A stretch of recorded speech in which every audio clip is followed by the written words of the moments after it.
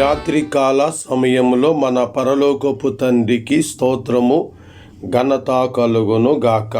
ప్రభు మిమ్మలను మీ కుటుంబములను తన ఉన్నతమైన కృపయందు నిండుగా తన కృపలో దీవించి ఆశీర్వదించును గాక. ప్రభునందు ప్రియులారా, మరి ఈరోజు రాత్రి మనం కీర్తనలు 119వ కీర్తన 1 నుండి 8 వచనాలలో కొన్ని సంగతులను ధ్యానం చేద్దాం. నాతో పాలంగా బైబిల్ చదవండి. యెహోవా ధర్మశాస్త్రమును అనుసరించి నిర్దోషముగా నడుచుకొనువారు ధన్యులు. ఆయన శాసనములను గైకొనుచు పూర్ణ హృదయముతో ఆయనను వెతుకువారు ధన్యులు. వారు ఆయన మార్గములో నడుచుకొనుచు ఏ పాపమును చెయ్యరు. నీ ఆజ్ఞలను జాగ్రత్తగా గైకొనవలనని నీవు మాకు ఆజ్ఞాపించి ఉన్నావు. ఆహా, నీ కట్టడలను గైకొనినట్లు నా ప్రవర్తన స్థిరపరచబడి ఉండిన నెంత మేలు. నీ ఆజ్ఞలన్నిటినీ లక్ష్యము చేయునప్పుడు నాకు అవమానము కలగనేరదు. నీతిగల నీ న్యాయ విధులను నేను నేర్చుకొనినప్పుడు యథార్థ హృదయముతో నీకు కృతజ్ఞతాస్తుతులు చెల్లించెదను. నీ కట్టడలను నేను గైకొందును, నన్ను బొత్తుగా విడనాడకము. ఈ రాత్రి కాల సమయంలో చదవబడిన ఈ లేఖనాలను మన వినికిడిలో ప్రభువు దీవించును గాక. ప్రభునందు ప్రియులారా, ఈ 8 వచనాలు 3 భాగాలండి. మొదటి భాగము ఆయన వాక్యము గైకొనాలి. రెండవ భాగము ప్రవర్తన స్థిరపరచుకోవాలి. మూడవ భాగము యథార్థమైన హృదయంతో దేవుణ్ణి ఆరాధించాలని 3 భాగాలుగా నేను ఈ వచన భాగాలను విభాగించి తిని. మొదటి భాగము ఆయన వాక్యము గైకొనాలి అంటే దేవుని మాట అనుసరించాలి అంటే ముందు పాప పరిహారం జరగాలి. ప్రభు చేత నిర్దోషిగా మార్చబడిన వ్యక్తి మాత్రమే దేవుని వాక్యాన్ని గైకొంటారు. కాబట్టి ఆయన నిర్దోషి. ఎబ్రీ పత్రిక 7:26లో పాపులలో చేరని వాడు, మరి ప్రత్యేకముగా ఉన్నవాడు, నిర్దోషి, నిష్కల్మషుడు, గొప్ప ప్రధాన యాజకుడు, మనకు సరిపోయిన దేవుడని ఎబ్రీ 7:26 తెలియచేస్తుంది. ఆయన రక్తము నిర్దోషమైంది. అవునండి, ఆయన శరీరము నిర్దోషమైంది. ఎబ్రీ పత్రిక 9:14 ప్రకారంగా మన కొరకు కల్వరిలో శిలువలో తన నిర్దోషమైన శరీరాన్ని, నిర్దోషమైన రక్తాన్ని చిందించి మన మనస్సాక్షిని శుద్ధి చేసినాడు. ఆయనకి స్తోత్రము ఘనత కలుగును గాక. కాబట్టి ఈ ప్రపంచములో ప్రతి మానవుడు కూడా ఆయన చేతని నిర్దోషిగా కాగలుగుతాడు. ఎవరైతే నిర్దోషిగా కాగలుగుతాడో వారు మాత్రమే దేవుని వాక్యాన్ని గైకొనుగుతారండి. కాబట్టి 32వ కీర్తన 2వ వచనం, ఆ వ్యక్తి ఆత్మలో కపటము లేనివాడు.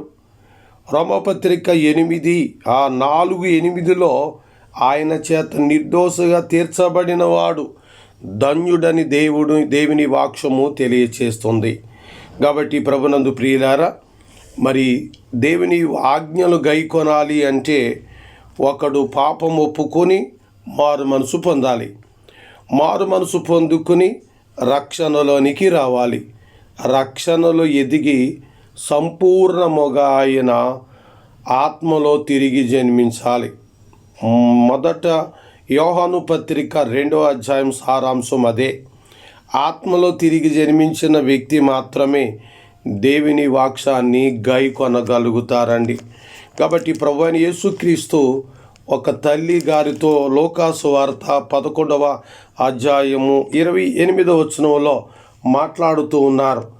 ఆమెతోటి, అవును గాని దేవుని వాక్యము విని గైకొనువారు మరీ ధన్యులని చెప్పినారు. ఆ భాగాన్ని మీరు చూడండి, చదవండి.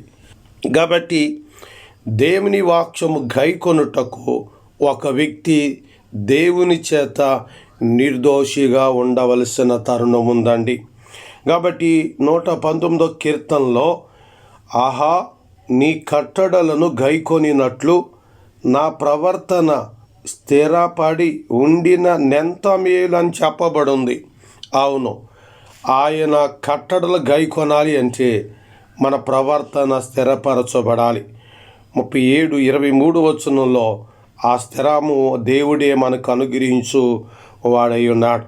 ఈ 19:27 వచనంలో, నీతిగల నీ న్యాయవిధులు నేను నేర్చుకొనినప్పుడు యథార్థ హృదయంతో నీకు కృతజ్ఞతాస్తుతులు చెల్లించెదను అన్నారు. అంటే దానికి అర్థం, ఆత్మతో సత్యముతో ఆరాధించువారే ప్రభువుకి కావాలి.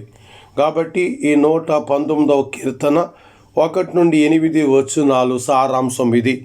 దేవుని వాక్యము గైకొన్న వారు ధన్యులవుతారు, స్థిరపరచబడతారు, యథార్థమైన హృదయంతో దేవుణ్ణి ఆరాధన చేస్తారు.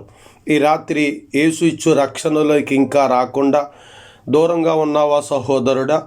ఈ రాత్రి మిక్కిలి అనుకూలమైన సమయం. ఈ రాత్రి యేసు ప్రభువుకి నీ పాపములను ఒప్పుకొని విడిచిపెట్టు. ఆయన నిన్ను క్షమించి నిర్దోషిగా చేస్తాడు. ఆయన మాట నువ్వు గైకొంటావు. ఆయన మాట గైకొన్నప్పుడు నీ జీవితంలో కొదువలు ఏదీ ఉండదు. నిన్ను ఆయన ఆదరిస్తాడు. ఈ రాత్రి మీ కొరకు ప్రార్థన చేస్తాను. మహాగణుడు అయిన మా పరమందున్న తండ్రి, నీ వాక్యము చేత మా ప్రవర్తనను ఈ రాత్రి స్థిరపరచండి. మా కుటుంబ అవసరతలు ఎరిగిన దేవ, మా కుటుంబములో రుణ సమస్యలు, వ్యాధి బాధలు, ఆర్థికంగాను, అలాగే ఒకరంటే ఒకరు పడని వారుగాను నాయన ఇలాంటి స్థితిలో ఉన్నాము. మమ్మలను మీరు జ్ఞాపకం చేసుకోండి. ఈ రాత్రి మీ సంపూర్ణమైన పరిశుద్ధాత్మ నడిపింపులో కుటుంబాలు అభివృద్ధి నొందుటకు సహాయం చేయండి. నీ వాక్యమును గైకొనటంలో ఉన్న గొప్ప ఆశీర్వాదాలు, మీ ధన్యతలు మేము పొందుకునే భాగ్యము దయచేయండి. విదేశాల్లో ఉన్న మా ప్రియులను దర్శించి కాపాడండి. వారు మంచిగా ఆరోగ్యంగా పనిచేసుకునే భాగ్యం దయచేయండి. వారి అవసరతలన్నీ మీరు తీర్చండి. నా తండ్రి, రాత్రి మీ వాక్యం ఇంకా పలు విధములుగా మాతో మాట్లాడుతుంటుండగా మీ మాటలు వినటానికి ప్రతి రాత్రి మా హృదయాన్ని స్థిరపరచండి.